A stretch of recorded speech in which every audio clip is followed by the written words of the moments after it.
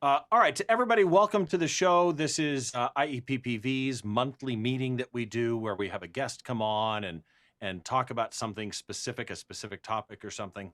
And I'm super excited to get today's guest. Today's guest I consider a friend of mine. I'm honored to consider him a friend because as a live music photographer myself, this is somebody, he's fixing his hair as I'm talking, like almost rubbing it in. It's like that. But as a live music photographer myself, this is somebody I greatly look up to. Canon Explorer of Light. He does a number of different things with Adorama TV, such as Ask David Bergman. He is a legend in the live music photography space, but as a Canon Explorer of Light, understand, he shoots a lot more than live music when he was on my podcast. In fact, we didn't even do a live music shot. We did a shot that he did, impromptu at a trade show one time. He's that good. David Bergman, welcome. It's nice to have you here, my friend. Thanks, Steve. You and I are good buddies. I'm happy to say, Troy, we just met, but thanks so much for having me here, buddy. I really appreciate it. Of course. Thank you. It's very good to have you. And David's going to talk about a number of different things. Probably the easiest thing is just to have you go with your slideshow. So I'm going to switch over to my little slideshow here. And let's see, can I go picture in picture? How about that?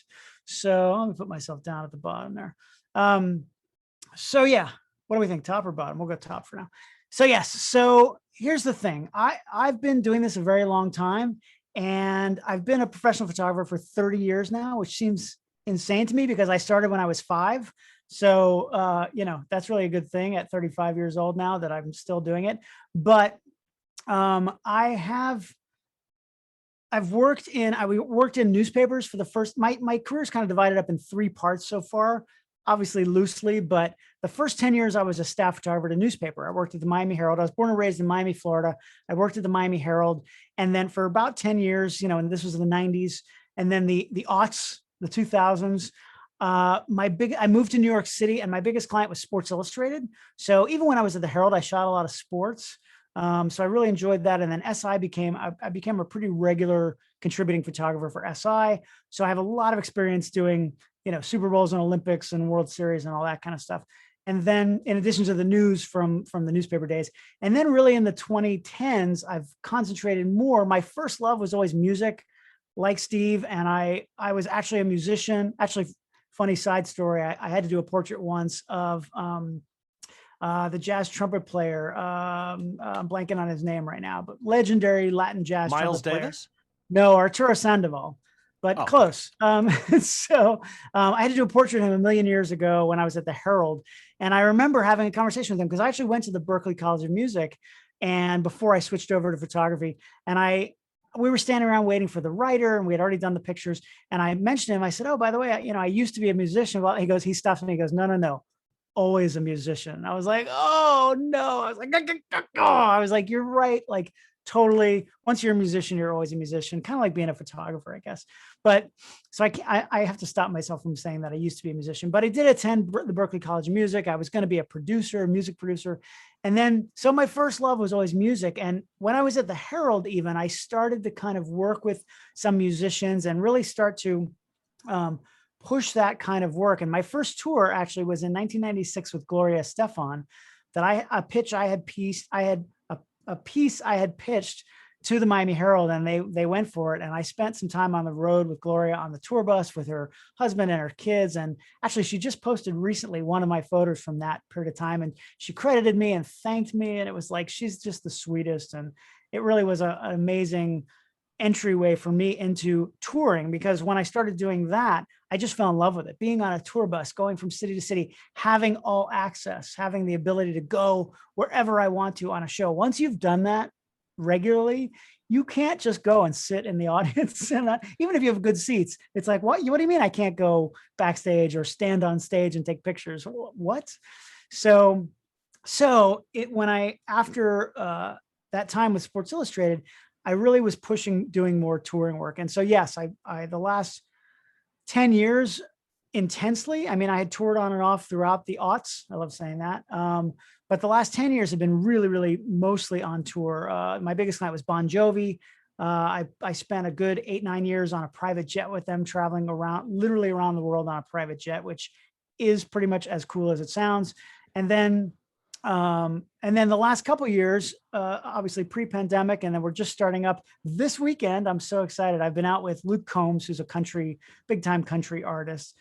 We actually have 2 nights at Madison Square Garden in the fall, 2 nights at Boston Garden, 2 nights at United Center, Chicago. So he's a big deal. So I'm the tour photographer. That's what I get to do. I don't know why I went off on my whole life story, but basically I'm just trying to show that throughout this period of time, I've done a lot of different things, and I've come to some realizations of some principles that have sort of helped my career. And then when I talk to photographers who are, earlier in their career or even more established photographers, I like to impart these sort of my sort of ways, things that I've done to separate myself. So let's get right to it here. Basically, like this kind of picture is traditional sports action. I mean, there's absolutely nothing wrong with it. It's clean, background's nice, low angle, all that kind of stuff. But the reality is these kinds of pictures, they used to be the bread and butter of sports photography, and they were hard to do, right? I mean, back in the old days when I was a boy, get off my lawn, you damn kids. Back in those days, you had to shoot manual focus, right? You had to load film into your camera. You had to manually expose everything. So a lot of people couldn't do that. The focus, especially for sports, is what caught a lot of people, off guard, because you just had to have that hand-eye coordination to be able to do it. So pictures like that and pictures like this used to be very, very hard to do. But these days, honestly, it's so much easier than it used to be because the technology, and I'm all for it. I'm happy that this technology exists, but it really has lowered the entry barrier so that these kinds of pictures are much, much easier to make now than they used to be. I mean, this picture, it's pretty and people look and they go, wow, but really not that difficult to make. The part of this that separated me was that I took the time the day before to scout the location, and I was there at sunset and I knew where the sun was going to set. And I, planned my position because the next day there were going to be a lot of people there. So it wasn't going to be quite as easy as the day before when there was nobody there. So doing things like that have, again, taught me that there are some principles that I like to apply to pretty much everything I've done. And that's the kind of thing that has helped separate me. The reality is you can't just rely on the gear anymore, right? You can't just make pretty pictures that are in focus, right? You have to separate yourself from the pack. That's sort of my mantra.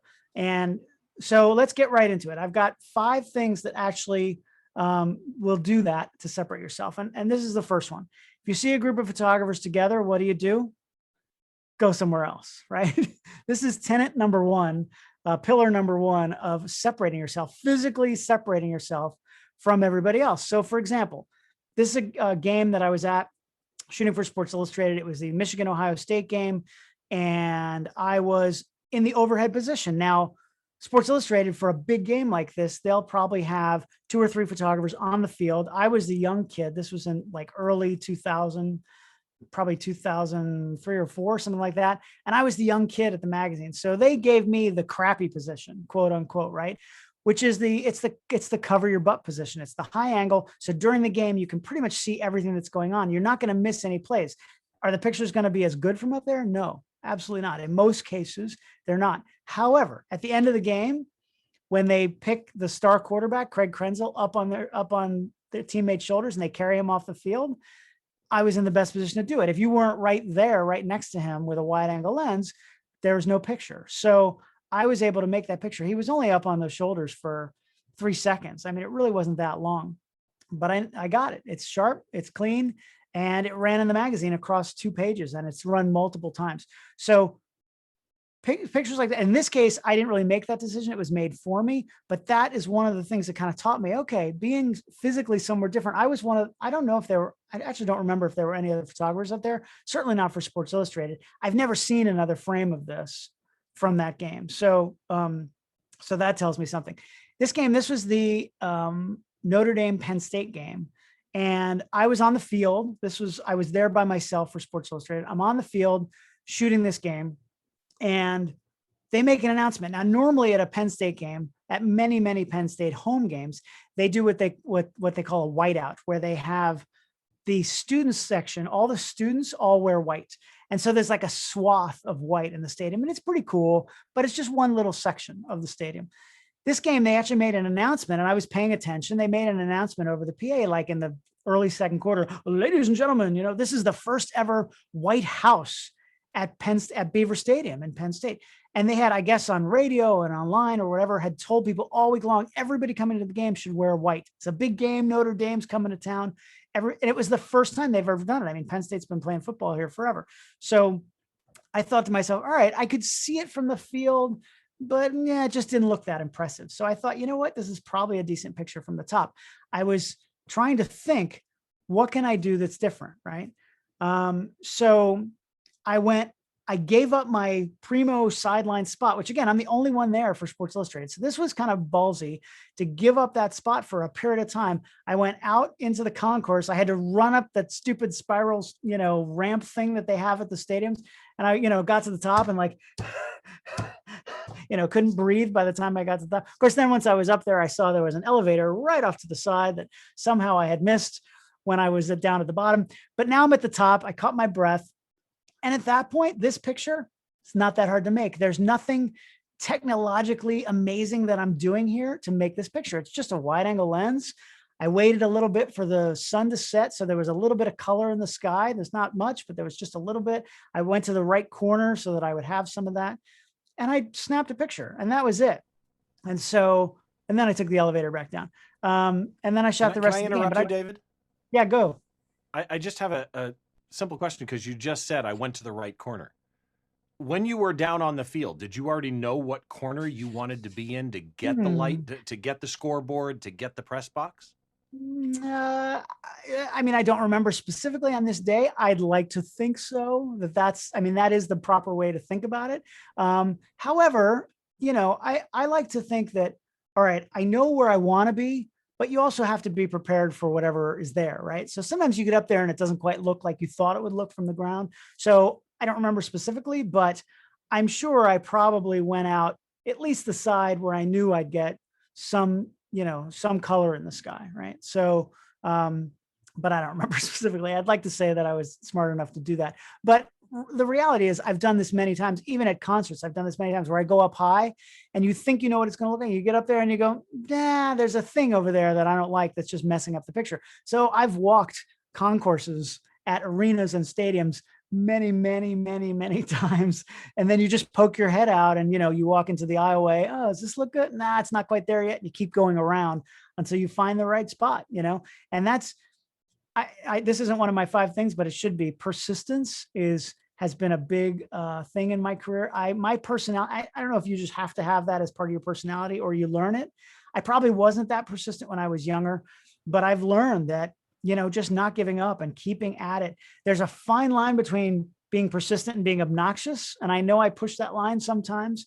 But I think, just not a lot of people, and I did this probably early in my career. A lot of people they say, it's good enough. It's fine. This corner's fine. The other corner's probably not going to be any better. And I don't want to walk all the way over there. Well, yeah, you got to put in the effort if you want to make a great image, right? You got to put in the effort. And you're not always going to succeed at the end of that effort, but more often than not. I mean, there's so many cliches about, you don't win if you're not in the game and blah, blah, blah. So yeah. So yeah, this picture photographically, it's not much of it, but I'm the only one that made this picture. I still get emails. Penn State fans are nuts and they still want to buy this picture. I'll occasionally sell a fine art print here and there. I actually licensed one to a guy privately who was wallpapering his room, like his game room in his house. And, I made quite a bit of money on that license. So that's how that works. And then, so throughout my career, I've done this a lot of times. This was opening day in Cincinnati, opening day baseball. And there was a ceremonial opening pitch. And actually, funny story on this one, the opening pitch was thrown out by Nick Lachey, who I believe didn't he just win, or he was in one of the Masked Singer. I don't watch that show. It's horrible, but I think he's still around and doing his thing. But he threw out the opening pitch, and this is when he was married to Jessica Simpson, I remember. So, and I, instead of shooting all the pomp and circumstance on opening day down there, I went up high. They'd given out all these flags to everybody. So there were all these little American flags everywhere. And I thought, it's Cincinnati. It's like, it doesn't get any more Americana than that. They're going to do a flyover. So I went up high and I found, some people with the most amount of flags that I could find. And I just had to kind of hope and pray. You only get one shot at that flyover, that they were going to go nuts when the flyover happened. And they did. They gave me enough that it worked out. So funny story on this. I remember it ran in Sports Illustrated across 2 pages, and Nick's brother, what the heck's his name? Drew Carey, actually emailed me and said, "Oh, Nick really loved that picture and he wants a copy." And I was like, "Sure, but like, you can't see him. He's not even in it." And he said, "No, but his name's on the scoreboard. So you probably can't see it on here, but it actually says like Cincinnati welcomes Nick Lachey." So I made a big print for him. And I always wonder if Jessica got it in the divorce or if he kept it. I don't know. But anyway, I like thinking that they fought over this picture somewhere, but so yeah, so trying to separate yourself physically. This was simply a fisheye lens at a Florida Panthers game, and I brought that damn lens with me to every game. But I tried to go. This area behind the goal is not normally where you would shoot hockey. Usually, you go in the corners, and most games that's what I did. But they slam back there all the time, so I went back there and I stood there for quite a while, probably multiple games with that damn fisheye lens hanging from my neck just in case. And sure enough, eventually it happened. And, it's easy to look at pictures like this and go, "Oh man, you got so lucky that happened right in front of you." Yeah. Lucky my ass. I mean, I was there for a long time. My neck was killing me, from hanging that fisheye around my neck, waiting for something like this to happen. And finally it did. And then I was ready. And then you just can't miss it. So Neil Leifer is a good friend of mine, famous, boxing photographer back in the day, and many, legendary pictures that he has. But he has a great quote. I'm paraphrasing, but something like, about luck, and the same people tend to get lucky over and over. And it's because when it happens in front of them, they don't miss, right? So that's why it happens in front of people all the time. The lucky ones are the ones that don't miss. So anyway, that's separating yourself physically. If you see a bunch of photographers, I run the other direction. Questions? I think it's good. Keep going. All right. Let's go to number 2. Number 2 is technology. Use technology to your advantage. My guess is a lot of us are geeks. I know I'm certainly a geek. I have tried to use technology in a way to separate myself from the pack. And you can't always just rely on that. But sometimes, if you find some way to use technology in a new way or an interesting way to help your images, you're going to make pictures that are different from everybody else. This is a much simpler photograph than it looks like. I was actually working with Canon on this. This was for the 5DSR launch. And I had, all this is off-camera flash. It's just, I think I used 2 because just to get enough power, but it was 2 speed lights, 2 Canon speed lights ganged together in the same spot, camera right, pretty much 90 degrees from me, hitting her straight in the face. And then I just had her jump over and over and over and over. Thank you, Isabel, for doing that 100,000 times. But when people look at this picture sometimes, who aren't quite so photo savvy, they'll say, "Oh man, the sunlight's really great." And it's like, no, she is in complete shade. Purposely, I picked a spot where she'd be in complete shade. I lined everything up just where I wanted it. And then I just had her jump over and over. And I have that off-camera speed light. Now, off-camera lighting is not that hard to do anymore. It's all radio controlled. It's pretty simple to do. But by taking, I could have done it in the sunlight and had it lit perfectly, but it's so much more dramatic this way. And actually, that's artificial light, because the one thing I probably screwed up, but I use it as a teaching thing now, is that if you look at the Empire State Building, the sun is coming from the left, but the sun on her is coming from the right. So unless we have 2 suns all of a sudden, this is absolutely artificial light that I have. Wait, you're in Florida? No. Yeah, right. 2 suns. Yeah. So relatively simple to do, but again, taking the initiative to set up some other lights. There are other examples. This is a nothing picture of a friend of mine, Pat McGee. It was after a festival show. It was the next morning. We were all really hungover, and he wanted to do some pictures out on the beach. And this is what the light looks like. This is available light, and it's kind of crappy. It's kind of boring. It's gray, overcast day. We all were. It kind of went with the mood of the late night and all of that. But I said, wait a minute, I can fix this. And by simply adding 1 speed light and lighting him up, and then using a little technology trick, by changing my white balance and putting a gel on the flash, to neutralize that white balance, I could make 2 minutes after I took this picture, I made this picture. And it's the exact same location. Everything's the same, but I was using a little bit of technology to make the sky blue, right? And actually it's not perfect. It made the water blue. It makes everything in the background is blue. So most people don't notice that. It's not really an issue, but you do have to be careful when you're doing that because it does make everything in the background blue. And then I'm lighting him separately with a gel. It's basically, the short version is you want to use a gel that's the opposite of blue in the color spectrum and the color wheel. So in this case, it's like an orange yellow gel, and a CTO will work fine in this case. You set your camera to tungsten, that blues everything, that makes everything go blue. Then you put the gel on the flash. So anything the flash hits it pushes back from blue back to neutral. So you don't overcompensate. You can overcompensate if you want to warm him up just a little bit. But point is, that's a different talk. But point is, by using a little bit of technology, I made a picture that he was much happier with than that, More example of off-camera flashes. This is the Barenaked Ladies. I had the pleasure of touring with them on and off for, probably about 5 years in the late 2000s. And they are fantastic. They're super fun, nice guys.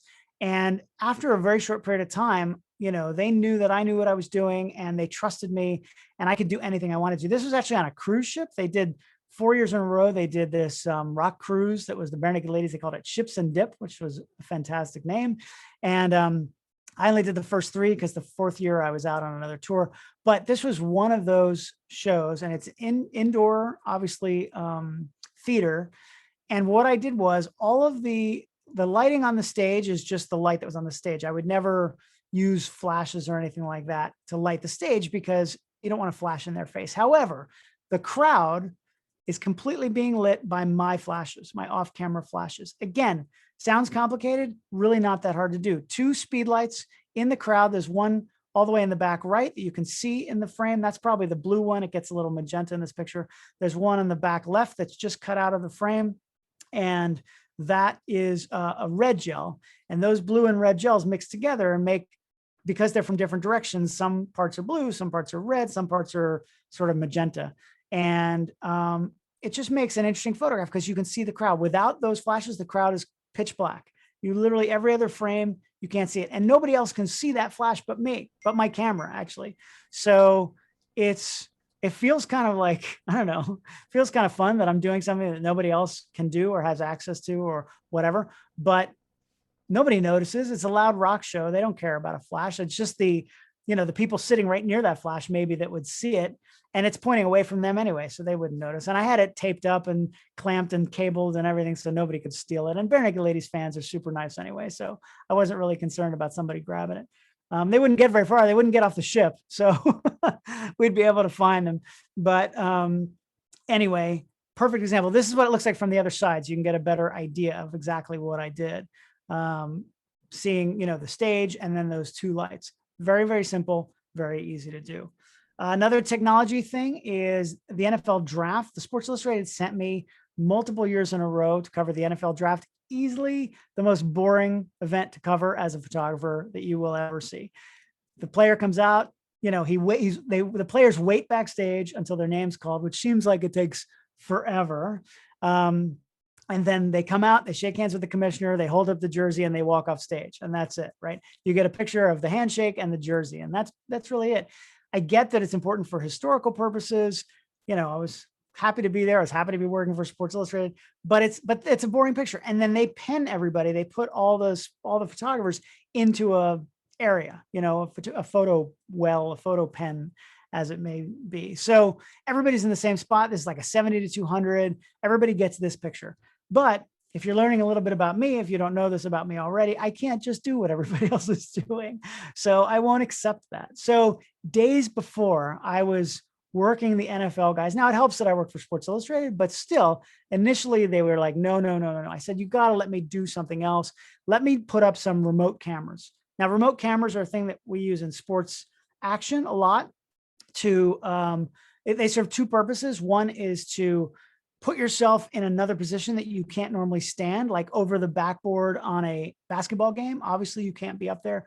It also allows you to have multiple cameras all fire at the same time. So you can clone yourself. You can be in many places all at once. So what I did at this draft was I put other cameras around. So I put one here. This is a wide angle lens right at the foot of the stage. I put it in the little lights. So really the players didn't see it. Nobody was bothered by it. It's a TV event, you know, with lots of cameras and everything anyway. So I snuck it in there.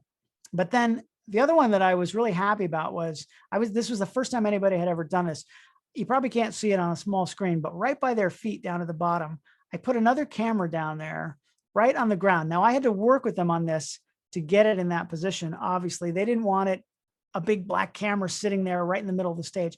So the, like the Teamsters who work at Radio City, there's obviously at Radio City Music Hall, the guys who work there helped me out. Cause again, I'm there early, I'm there days ahead of time. I'm schmoozing, I'm talking to everybody. And I worked with these guys and they built a little platform to put over my camera that was made from the same green AstroTurf that's on the ground. So from the high angle TV shot, my camera was camouflaged, so you couldn't see it. From a low angle, you can see it, but obviously most of the time it's a higher angle. So the problem with that was it was kind of rickety and, you know, they just kind of built it, you know, it wasn't like screwed into the ground. It was just kind of sitting there on top of my camera. The problem is about 10 seconds before the show started, a cameraman, a video guy, a TV ESPN guy walked through there and I saw out of the corner of my eye, I saw him kind of trip. And I was like, oh no, I looked at my setup and I couldn't quite tell if my setup had moved or not, maybe a tiny bit, but I couldn't quite tell. And I wouldn't know until I got my images back. And sure enough, oh, destroyed me. It's a beautiful frame. Everything's perfect, but that's the little, you know, covering thing that had moved when that guy, I don't know who he was, but I could have killed him, bumped into it. But nevertheless, you still get the idea. This was that angle. It's Radio City Music Hall. It's the first time. By the way, the next year, they loved this picture so much that I actually stood on stage the following year and made this picture. But that's one remote. And then I have to have one more. So if you look up at the very top middle of this frame, there's kind of a little section at the top of the lights there. That's an old Radio City spotlight bay that hadn't been used in years, probably decades, knowing this place. And they took me up there. I convinced them to take me up there long before the show and put a camera up there. Everything was covered in cobwebs. It was gross, but I put a camera up there. There was kind of a little hole because it was kind of a graded netting thing. And I found a little spot and I put a camera up there and I was able to do this. The other thing is, as far as triggering this, I was concerned I could only go up there once before the show and once after the show. So I didn't know if my triggering was going to work because there's a lot of radio signals going around in a TV event like this. So it's really far away. So I didn't know if it was going to work. So what I did was for that one camera was I set an intervalometer to start 5 minutes before the draft started and have it just take a picture every 5 seconds until it died, until it shot thousands. I didn't care how long it went. I only needed really the first pick, maybe the first few picks, and that was it. And so I have a picture every 5 seconds. So all of those frames I just showed you, the very first one of the handshake, you know, this frame, this frame, this frame, and this frame were all taken at exactly the same time, give or take a second or two for the intervalometer. But I was able to go back to my client, to Sports Illustrated, and give them the work of 4 or 5 different photographers by myself. And they loved that, of course, you know. So they did wind up sending me to the draft many years after that. Oh, look, Bergman is going to do a good job. So I got stuck. And of course I couldn't do the same exact thing every time. But anyway, the cool thing is they actually did wind up running this picture. They cropped it in a little tighter than I would have liked, but it worked out in the magazine that they ran that. So David, if I can interrupt you here, I have a question on the camera up towards the ceiling. Yep. Obviously, I'm assuming you secured it, all of that, but in the back of your head, is there still that part of, my God, if this thing comes loose? You mean falling? Yeah. This one was actually, it was in an area that it wasn't like hanging out over the crowd, you know. It wasn't on truss. It was not on a truss. No. Now, as you and I've talked about many times, I've done that many times where I actually put a camera up on a lighting truss and then it gets raised into the ceiling. And yes, you don't want that thing to fall. It's as secure as I can make it. And number one rule of that, safety cables. Everything is safety. So what do you secure it with? You're using a super clamp, I am assuming, somehow attached to a tripod mount. I mean, to a plate mount. Yeah. So I use the combination of a magic arm and a super clamp. So I use the super clamp to attach it to whatever I'm attaching it to, and then the magic arm. I wonder if I don't have one right here, but it'll take me too long to find it at this point. But it basically is like a reticulating arm that you can move it around, and the end of it has, when you buy it, you can get it with a camera plate on there.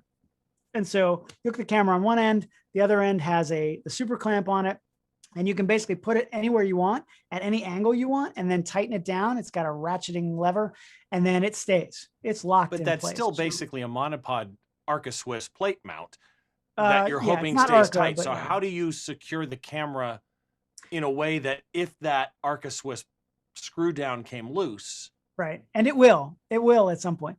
Safety cables, traditional safety cables with carabiners on them, and, wrapped around multiple times, hooked at both ends. I usually do that. Or sometimes I'll use the camera strap, wrap it around, something. It's got to be attached to something so that when it does fall, because it will break at some point, that no piece of it is going to fall to the ground. So yeah, everything's got to be I guess that's my question though, is how do you attach a safety cable to a camera where the only loop slots are for the camera strap, and they're honestly, what I've done more often than not is I use camera strap. I use the strap a lot of times as a safety, because it's already attached. It's solid. Right. It's not going to break.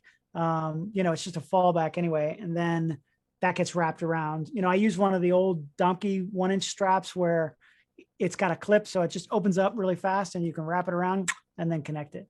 Gotcha. I know I've done it with safety cables before. I'm trying to think how I've done it. I know I've done it. That would be awesome if you could take a cable and attach it, but there's no loop to slide it through on a camera. Yeah, not on a camera. You could, if you have like a peak design, those little peak design connectors that connect to the camera, you can loop through a carabiner to that. D-rings. You could, but then you have to hope that stays on. So yeah, it'd be nice to hook it to the camera. Well, you've got to. Yeah. Hopefully the roof stays up. Yeah. Right. Exactly. But yeah, you don't want to be the guy who, your camera fell off, right? If the roof falls in, that's not my issue. So that wound up being the picture that ran. So then again, getting back to technology, I covered this little event in 2009, President Obama's first inauguration. It was those of you that remember, it was a giant event. It was one of the biggest events of my lifetime, my generation. And there were a lot of people there. So what I did was the overriding theme here is about thinking about what you're going to do before you do it. So once I knew I was going to cover the inauguration, I knew that, look, I'm a New York guy. I'm not a DC photographer. I'm not in that world. I have no special access. I just had a photo credential. I knew there were going to be 500 of the world's best photographers there, and they're all trying to make the best picture, right? Now, the classic inauguration photo is the president, the incoming president with his hand in the air, the other hand on the Bible, and doing the oath of office, repeating the oath of office. That's the classic inauguration photo that everybody wants. The problem is we're assigned to platforms to do the inauguration, and 90%, maybe 80% of the photographers were on the correct side to make that picture. They were on I think it's the North platform. So they'd be facing the president with the justices back to them when he did the oath. Well, I'm on the other side. So I'm going to be looking at Justice Roberts, and the back of Obama's head. So I know I'm not going to be able to make that picture. So my brain starts working immediately. Okay, how can I separate myself here? There's going to be so many great photographers there. Why would my clients ever pay me to cover an event if they can just pick up a picture from somebody else? Why am I here? What's the point of me being here? I need to give value to my clients in a way that justifies my existence. And hopefully they're going to keep sending me to events. So that thought process is the overriding theme of my career, I think. So what I did was I started thinking, okay, I'm not going to get that picture. What can I do? Well, the second big story, the first big story obviously was the first African-American president. But the second big story from this is there were potentially going to be 2 million people at this event. 2 million people. I've been to a lot of big events. I've never seen 2 million people in one spot. That's insanity. And I don't know if they ever got a perfect count, but it was definitely close to that, if not 2 million. So what can I do? All right, well, I need to document that somehow. That's another big story. So how can I do that? So I started researching like a month before. Okay, how can I do like high res panoramics? Or I looked at 360-degree lenses, that like all kinds of crazy tech that I could find. I Googled everything that I could find. And I came across this, at that time, unknown company called Gigapan, and they made this robotic camera. It was actually, the technology was developed by guys who worked on the Mars rover program for NASA, actually at JPL. And they took that technology, those pictures that we see from Mars now all the time that are all stitched together. Well, that technology was originally developed by these guys who now are at a university, and they licensed the technology to a company, Gigapan, who developed this robotic camera mount. Basically what it is, obviously, you can already shoot overlapping photos and stitch them together to make a higher res, more detailed image, like Google Maps, right? So this camera mount, you put your camera in it, and then you set the parameters, and then you hit go, and you can do it manually, but I had never done one of these before. So I thought, I'll just do it auto and let it do its thing. The funny thing is I called the company and I said, how does this work? Has this ever been used where there are people? Because everything that was on their site, they were a brand new company. Everything that was on their site was like landscapes and all this kind of stuff. And I said, have you ever done this where there are people? And they said, nope. I mean, they sent me one picture they had from like a bazaar in Turkey or whatever, where there were maybe 100 people or something. But that's it. And so I was concerned about the stitching and the overlap and people moving and all of that. So they said, well, we have the hardware and the software. We do the stitching software also. So I said, I'm covering the inauguration in a few weeks. And they said, oh, would you like a loaner to try it out? I was like, sure, why not? Free stuff to play with. All right, I'll try it. So I brought that to the inauguration. And I remember that morning, it really was a second. It was like a second thought for me. It barely even a second thought. I was there to do my real important photographs of the inauguration. So pictures like this. This is the kind of thing that I was able to do from my locked in position. Obviously, outgoing president and Mrs. Obama and all the other presidents are in the back there. The Clintons and George Sr. is there, and Jimmy is still there. But so these are the kind of pictures I was making. These were my real photographs. That Gigapan was something I didn't even want to take it that morning. It was so cold in DC. It was freezing cold, and I really didn't want to even take it. But I just thought, you know what, I brought it this far. I literally read the instructions the night before. They were Xeroxed on a sheet of paper, and I read it, figured out how the thing worked, and that was it. That unit also at the time only took a point and shoot camera. You couldn't even put a DSLR in there. So it was a small unit, took a point and shoot camera. Actually, funny thing about that first unit, the way it triggered the camera, because there's no like USB triggering or there's no port to do that like there is in the big cameras. Literally, it had like a plastic finger on it, and you put the point and shoot in there, and it would literally push the button down when it was taking a picture. So there was no feedback. It didn't know if it actually took a picture or not, but that was it. So I brought it to the inauguration. I did my thing, and I set it up, and I started it going, but then I was doing my other pictures. So I just kind of put it in the corner and let it go. When it would die, the battery would not when it would die, but when it was done, I actually set it so it would take a couple hundred pictures. And then when it was done, I would just walk over to it and hit, go again, and it would just repeat. And that was it. And it made it through about 5.5 of those before the battery died. It only had an internal non-removable battery at the time. But again, I'm making my real pictures. This is what I'm doing. I'm very excited. So at the end of the day, I photographed the parade. After that, I tore it all down. I photographed the parade. Actually, that I even hooked to on a super clamp and a magic arm to the railing. And funny story, funny now because nothing bad happened, but there was absolutely no place to put a safety cable on that. And it was hanging over the crowd. So kids, don't try that at home. I was nervous the entire time. I had this entire Gigapan unit. I had it back as far as I could. So I think I had it more than halfway back. So if it did fall, it was going to fall back into the scaffolding and not down into the crowd. But I was very nervous. And I remember giving the Gigapan people feedback. And the first thing I said is, please put some kind of a rivet in there, something that I can put a safety cable. Anyway, it's funny you asked that. So at the end of the day, I had to transmit all my pictures, I edited, transmitted, and then I kind of remembered, oh yeah, that Gigapan, I wonder if that thing ever worked. And I pulled the images. I remember it took an SD card, and none of my cameras at the time took an SD card except for that point and shoot. And I didn't even have an SD reader. I had to like call friends in DC. Does anybody have an SD reader? I couldn't read it. But I finally got the images in. And what I did was I put it in the stitching software, and this is what it looked like. And I was like, that's kind of cool. It's 220 images. It's 20 across by 11 down. And you can see how they were shot. It was just a grid pattern. I believe I had it. I would do it differently today, but this was literally the first one I had ever done. I believe I had it doing columns. So like from left to right. If I was doing it today, I probably would have done from the ground up, but whatever. You can set it however you want to do that. But I was like, what's fascinating is you can see the overlap here. Yeah, it's about a third. You program the overlap. I think I had about like a 30% overlap. Obviously, the more overlap, the better stitching it's going to do. And then the stitching software was very slow. The Macs were slow at the time, didn't have the kind of processing power we have today. So I remember at the end of the day, I was exhausted, and I just said, like in my hotel room, I just said, all right, just go stitch. And I went to bed. And in the morning I woke up and it was a picture. It was a single image. And the thing about this picture is it's a fine picture. As a photographer, I hate that I'm, the sun is, I'm backlit because there's nothing in the sky. That's why when I made prints, I actually added that logo, because I was like, I can't just have a big white sky. The people who were on the other side had a beautiful blue sky, but I didn't have that, unfortunately. So, but that picture is over 1,400 megapixels, right? A normal camera is what, 20, 30?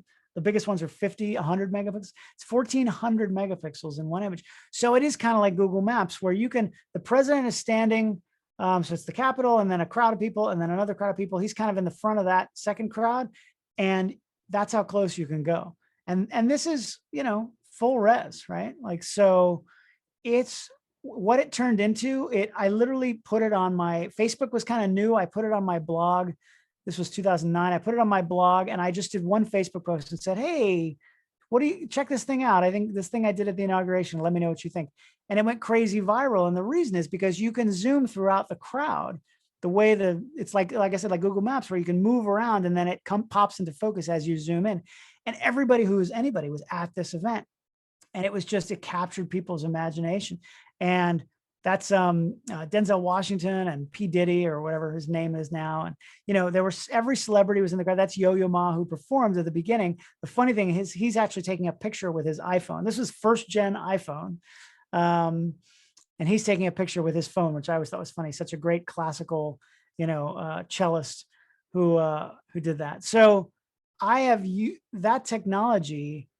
It went nuts. It was just from that one post. Within a day or two, it had 1 million views. Then CNN interviewed me, and it had, a couple more million views. My site went down for a couple hours. It was on every, news magazine, whatever, blog, website, wherever it was everywhere. For 4 years, the next 4 years, if you Googled the phrase inauguration photo, just generic inauguration photo, my blog was #1 on that list. So it kind of went nuts. To date, I think last time I checked, it had 30 million views. So I'm like, great, this is going to be the picture on my tombstone, right? But of all the things I've done in my career, this is going to be the one. But it really went crazy. So then what do you do with that, right? Everybody said, oh, can we buy prints or whatever? So I sold prints. I made a little bit of money on that. I made a few $1,000s. It wasn't crazy. I can't retire off that. Once people see it, it was really an online thing. So it was hard to maximize that monetarily. I might do some different things today, but it was just on my personal blog, and that was it.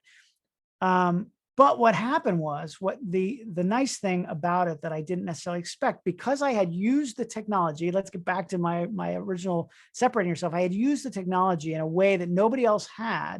I thought about, what can I do differently? Then clients started to hire me to do that. I was kind of the gigaband guy for the next decade, until that technology really got old. And I have a lot of other clients that did that. This is actually, I don't know if audio is going to come through, so I'm going to skip this video, but I actually did a thing for Canon where they had me photograph a game at Yankee Stadium. I wound up doing a bunch of World Series games for MLB, and then turned into all the playoff games, or as many as I could. I actually trained other photographers, and we had this team of 4 of us that were doing all the playoff games. We did that for about 5 years. But Canon actually hired me at one point to do a picture at a Yankees game that they wanted to print really, really big. And at the Canon Expo in 2015 or 16, it's hard to tell from this picture, but that's me and a bunch of the live baseball players they had on the field. And that background is my picture of a gig band. It is 130 feet wide. And the thing is, it's full res. I think they printed it at 200 PPI. Like, it's not downsized or upsized at all. It's not upres. It's full res, 130 inches wide. It's basically like being at Yankee Stadium. When you were on that field, they were actually playing baseball out there, and it felt like you were at Yankee Stadium. And every hour they were letting the people who were there out onto that field to walk up to it. And the thing is, if you walked right up to that wall, this is way out in center field. And you can see at the bottom, it's 399 feet, probably at the top of that crowd, since it's pulled back a little more, it's probably 425 feet away from where I took that picture. Well, if you look at it closely, you can actually read the price of the hot dogs, of the beer. I mean, it's kind of insane that this picture turns into that. It's still, I think it's to this day, the highest res one I've ever done. Here's a fun fact. Photoshop, at least at the time, maybe they've changed it, but Photoshop back then would only open images that were up to 300,000 pixels wide. And mine was bigger than that. So I actually had to split it up into pieces to work on it. And then the stitching, most of the stitching, like the inauguration, we talk about the overlap. You do have to go in and make some corrections. It does a pretty good job, but you have to make some corrections. Most of the ones I did, playoff games, World Series, we were on a tight deadline. They had to, they wanted it by morning. So if you were at the game, you could find yourself and then tag yourself. So I didn't do any really serious correction on that. But this one, I knew people were going to be able to walk up to it. And so the fun fact on that, it took 3 hours to shoot. It took 3 months to post-process. And I hired other people to help because it was just too much. We had to look at every single face and then Photoshop composite to make sure that nobody was, double heads or cut in half or anything like that. So that was a nightmare, but they paid me a chunk of money for it. So it was all right. You do what you got to do. So that's number 2, using technology advantage. I know I'm going long here, but we got plenty of time, right? We good? We're good with time? You're absolutely fine, my friend. All right. So the others are not as long, but anyway, let's go to number 3 of my ways to separate yourself from the pack. It never hurts to ask, and don't take no for an answer, right? I mean, this is probably the persistence part, right? This is coming up with an idea and then really wanting to do it and asking the client. A lot of people if you work with people, you can't be shy. I did a video on my Ask David Bergman series about being an introvert. I'm not an introvert, but somebody asked me about, can you be a photographer if you're an introvert? You absolutely can. Introverts it's not about being shy. It's about needing downtime. It's like, if there's a lot of energy, then you need downtime afterward, and there are ways you can do it. But being kind of shy and it's going to be hard to do this, because you have to just be able to walk up to people and say, hey buddy, let's do this. Right. So I spent a lot of time working with bands, as I've said before, and a lot of young up and coming bands. And, I could just go to them and say, like, hey, is it okay if I just gaffer tape you to a tree for a picture? And they were like, sure. And we made a picture, so this is the kind of thing that it's not going to happen unless you ask. So, you could just have them show up and be like, what do you guys want to do? And they'll be like, I don't know, let's go stand over there or whatever. But I came up with an idea that was stupid and silly and fun. And I just said, let's do it. Another good example is Don King. So Don King is a character. I was actually doing, for Sports Illustrated, I was doing sort of a day in the life with Don King, but the night before I was doing a portrait for the same story. And so I had never met him, and I, was there. I had set up a little studio in a restaurant in his hotel, and this was in New York City, actually.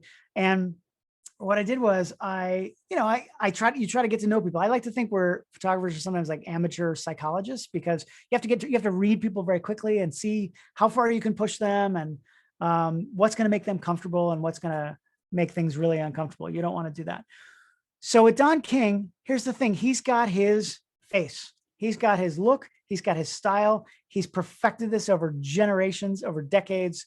He's been doing this. This is Don King. I mean, this is exactly who he is. Only in America, right? If you know anything about Don King, that's his expression. He's got his little flags that he carries with him everywhere. I could have used him at the Cincinnati baseball game, now that I think about it. But anyway, and that's the image he wants. That's the image, he didn't tell me this, but I could tell. As soon as I pick up the camera, only in America. And he had that big smile and the flags. Now, there's nothing wrong with this picture, but it's I want to do something different. I don't want to do the same thing that everybody else does. Excuse me, I'm choking on my own spit. I love that he's even got flags on his lapels. Excuse me. Yeah, he is that guy. Excuse me, I don't know where this is coming from. Steve, talk for 1 second. There we go. Steve can't talk that long. Oh, Steve can talk that long. Yeah, Don't yeah, you trust worry. me. Yeah. Excuse me. All right, there we go. See, if you And guys now in the we audience return to would our ask regularly questions- scheduled program. No, Exactly. I was What going was to that? say, if the participants, if you guys in the audience would ask questions, you would give David time to take a break and Time to- drink time some to- water. Yeah, Yes, I'm exactly. hearing my own voice. At least there's some back and forth on this. I actually did an online workshop where I had it set up as a webinar, where literally I was talking just to nobody. I mean, people were watching. It was like 100 people watching, and they all paid to be there. Yeah, you were there, and but at this end, it was a little awkward because it was just like I'm not getting any feedback. I don't get any laughs. I don't know. Anyway, so. But this is a me problem, not anybody else's. So Don King. So yes, he's got his thing. I would put the camera down and I would talk to him and he'd be normal. And then as soon as I would try to like catch him off guard, as soon as that camera came out to my eye, only in America, right? All right, well, so what do I do differently? Well, first thing I did is I tried to use some technology. I pulled out my lens baby, which is, that sort of tilt shift. It's not actually a shift. It's just kind of a tilt lens. It's a plastic lens. It kind of makes things out of focus a little bit, just to try to give a little bit of a different look. But he's still got that, what I will affectionately call that shit-eating grin, right? Just that look that he always has. And I want something different. So I started thinking, all right, what can I do? So I said, hey, Don, I don't know, am I allowed to say that? I guess so. So we're all friends here. Yeah. So so I say, hey, Don, can you just, maybe turn, I'm going to get a profile, so, okay. He turns to the right. All right, that's a little better. It's a little different. Obviously, the hair is a big part of who Don King is. You can see it a little better here. So I said, hey, just keep going a little bit more. And I'm sure he was laughing like, all right, what is this guy doing? And then boom, there you go. Guess what? This is the picture that ran in the magazine. This is a portrait of Don King. And anybody who knows Don King or who he knows is it's Don King. Knows it's Don King, right? Like this. And I was so happy to have this. I don't have that shit-eating grin. It's something different. It's unique. And it was just out of desperation of trying to get him to do something different than he was always doing. So don't be afraid to ask. I don't care who it is. I don't care if it's the biggest celebrity in the world or your buddy. You got to ask. Don't be afraid to ask. And then, usually the first answer is no. You got to push gently, but you got to push in a way so that you can get your pictures, because that's really what it's about at the end of the day. Do you have any idea what he thought of this? I do not. I have no idea. I would love to know. I'm sure he saw it. Cool. Funny thing is, they ran it in the magazine. Actually, they ran it really big across 2 pages, and they ran it as a horizontal, which I hated, but whatever. But it's just like the back of his head, just the hair, barely his neck, just like this angle. So it was interesting the way they ran it, but it was good. I was happy. All right, so that's I lost track. That's number 3. Let's go on to number 4. Give them more than they expect, always. I mean, going back to trying to do something different, you're just, why are you there? Why are your clients hiring you? Hopefully it's because you're not just doing the cover your ass pictures, you're also doing something different. So an example is Drew Carey is a friend of mine. I met him years ago. He was just getting into photography. We met at just the right time. And I've done workshops with him. I've done one-on-one workshops with him to try to teach him. And he's actually very good. I agreed to work with him, not only because he's a super nice guy, but also he took it very seriously as a photographer, and he got very good. He covered a lot of soccer events back in the day before he got Prices Right. And then when he got Prices Right, they actually hired me to go in and do some behind the scenes stuff, which was crazy fun. How fun was that being on the set of Prices Right for a couple of weeks? Anyway, Steve, I think when I saw you a couple of years ago in LA, I was going to Prices Right either the next day or whatever. But you had not mentioned that, yeah. Oh, maybe it wasn't that trip, but one time when I was out there for a show, I remember going to see Drew. Anyway, so Drew, in that early period, way before Price is Right, and we were just getting to know each other, he hired me to come out on one of his tours. He was doing this comedy improv all-stars tour with some other really great improv comedians, people from Whose Line Is It Anyway? And the Drew Carey Show, friends of his. And he hired me. He told me straight up, he said, I don't need pictures of myself. That's not why you're here. You're here because I want the other comedians to get pictures of themselves for their websites. This was all like early web days. This was probably 2000, I don't know, 2003, 4, 5, 6, something like that. And so they all had new websites and they needed pictures. So he was generously paying me to make pictures for them. So of course I shot all of the shows. There were many, many shows. I was riding on the tour bus with them. It was super fun. But you know me by now, that's not enough for me. I always take the opportunity, if I can, to do other things. So I love the backstage environment. So after the show, I would always follow Drew and the cast into the dressing room, and I would make pictures like this. I mean, this is at the end of the show. Drew is one of the funniest people on the planet, but he's a human being, and after the show, he's tired. His shoes are off because one of the bits they do is they have to make up, improv comedy while they're blindfolded and walking on live mouse traps. So they have to take their shoes off to do this. They're barefoot. And so he had just done that bit, and they are actual live mouse traps, and they do actually hurt them. It's not as, they exaggerate their reaction, but they are actually painful. So I did not try it, if you're wondering. But anyway, so these kinds of pictures I love, just being able to do that. And then I also try to, whenever I can, I want to make portraits, because how many opportunities do you have to make a portrait of Drew Carey and the Improv All-Stars? So the way I do it is, we're at a show. This goes back to, asking and not taking no for an answer. We're at a show, and backstage, we're in Vegas at the Luxor or whatever casino. I think it was at the Luxor. And I asked Drew, hey, we're here for a few nights. We should do a portrait of the whole cast, like, I don't know, at a craps table or something.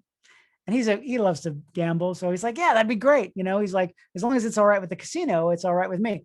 So then I go to the casino, who the people are right there, because obviously we're backstage at a show, and I go in the production office. Hey, so Mr. Carey would like to do this portrait. And they go, oh, well, if it's okay with Mr. Carey, it's okay with me. I always think of like playing your mom and dad again. Well, mom said if it's okay with you, then so needless to say, if Mr. Carey thinks it's okay, the casino thinks it's okay, we made it happen. So the next day, I always have some lights. Which, by the way, I've shot a lot at casinos. I was a house photographer for a casino. They're normally very skittish of cameras near the game tables. Totally. But Mr. Carey is a headliner there for many nights every year.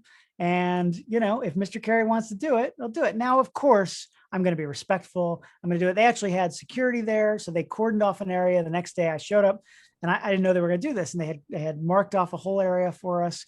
And then, the whole cast they came in at the time that I told them to be there. And I do often travel with at least basic lighting. Back then I brought big lights with me, because we didn't have the kind of speed lights that we have today. Today, it's a little easier. I can throw 2 speed lights in my bag and do almost anything, but not anything, but I can do an awful lot.